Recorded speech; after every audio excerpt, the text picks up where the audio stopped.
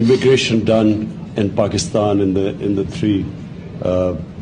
three big cities. Reason being that it's easier for Saudi Arabia as well as it's easier for us, and especially for Hajis who save all their money for years to go for Hajj, and some of them are old, so we would just request you that, number one, that to allow them to do their immigration in Pakistan, and secondly, I just wanted to mention that there are 2.5 million Pakistani labor, mostly labor. There are white-collar workers there too.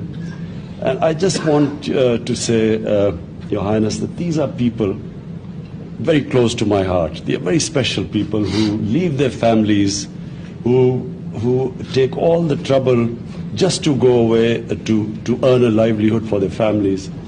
These are mostly people who don't see their families for a year, 6 months. And so for us, they are very special people.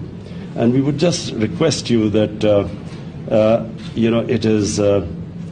it is something which will please the Almighty if we can just treat them. There are some 3,000 prisoners there, and we just would like you to bear in mind that they have poor people who have left their families behind. So just a request that these are very special people for us, this labor which goes abroad for working. And imagine leaving their family and children behind who work hard, send their money back, and we would, a special request from them that, please, sometimes they face hardships, and we would like you to look upon them as your own people.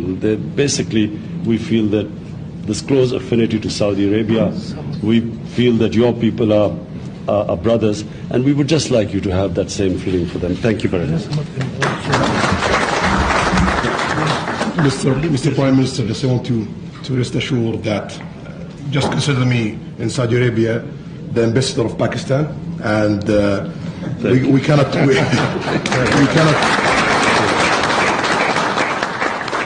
say no to Pakistan. Whatever we can do, we will deliver that. Thank you.